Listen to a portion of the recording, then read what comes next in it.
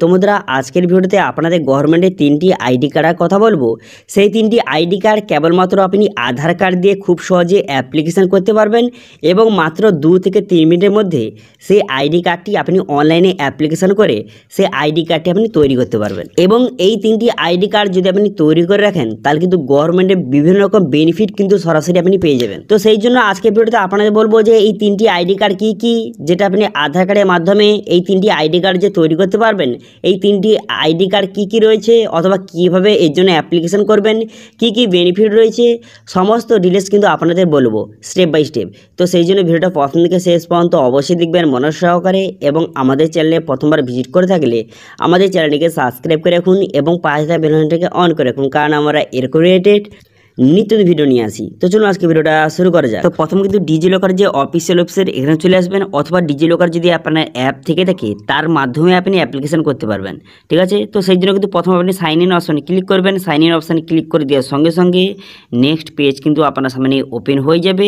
এবার যদি আপনার ডিজিলকারে অলরেডি সাইন আপ হয়ে থাকে তো সেক্ষেত্রে আপনি সাইন ইন করবেন। যদি আপনি নতুন হয়ে থাকেন তাহলে সেক্ষেত্রে কিন্তু আপনাকে সাইন আপ কিন্তু করতে হবে।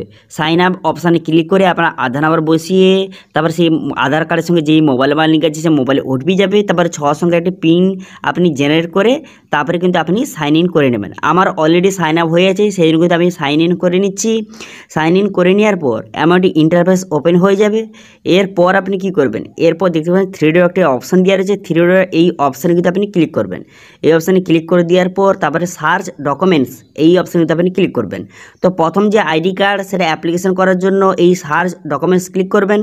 ক্লিক করে দেওয়ার পর এখানে লিখবেন যে এবিসি আইডি কার্ড, এখানে লিখে সার্চ করবেন, অথবা নিচে দিকে আসার পর এখানে সেন্ট্রাল গভর্নমেন্টের এই অপশানের মাধ্যমে তারপরে কিন্তু এই অপশানে ক্লিক করবেন।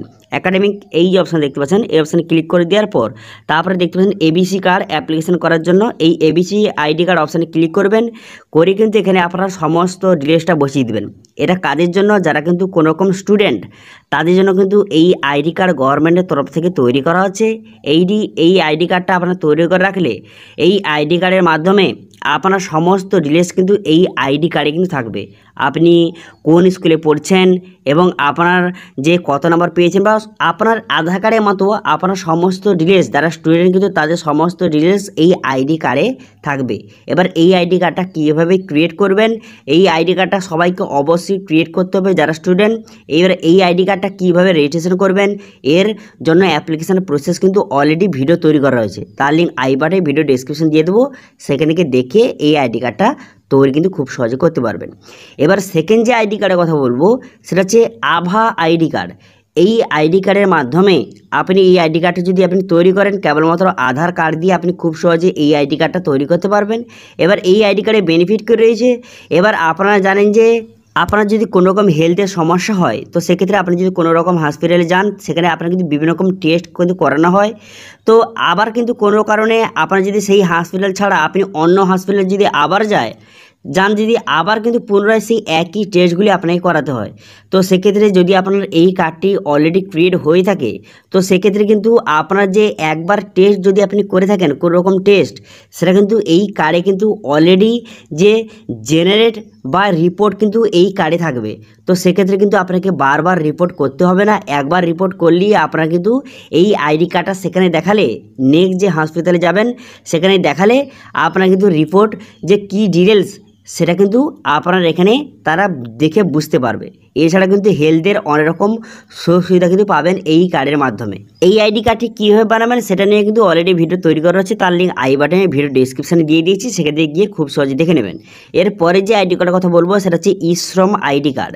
এই আইডি কার্ডের মাধ্যমে আপনি কিন্তু গভর্নমেন্টের বিভিন্ন রকম সুবিধা পাবেন এবং আপনারা সবাই জানেন যে বর্তমানে কিন্তু গভর্নমেন্টের বিভিন্ন রকম স্কিমের জন্য অ্যাপ্লিকেশন করতে গেলে আপনার কিন্তু বর্তমানে ই-শ্রম কার্ড কিন্তু লাগছে। তো সেই জন্য যারা বর্তমানে ই-শ্রম কার্ড তৈরি করেননি তারা কিন্তু অবশ্যই তৈরি করে নিন। এটা নিয়ে কিন্তু অলরেডি ভিডিও তৈরি করা রয়েছে যে 2024 সালে কীভাবে নতুন পদ্ধতির মাধ্যমে ই-শ্রম কার্ডটি তৈরি করবেন সেটা নিয়ে অলরেডি ভিডিও তৈরি করা রয়েছে, তার লিঙ্ক আই বাটনে ভিডিও ডেসক্রিপশান দিয়ে দিয়েছি, সেখান থেকে গিয়ে আপনি খুব সহজে দেখে এই ই-শ্রম কার্ডটি তৈরি করতে পারবেন। তো আশা করি বুঝতে পেরেছেন বর্তমানে এই যে গভর্নমেন্টের 3টি আইডি কার্ডের কথা বললাম, এই 3টি আইডি কার্ড কিন্তু খুবই গুরুত্বপূর্ণ আইডি কার্ড।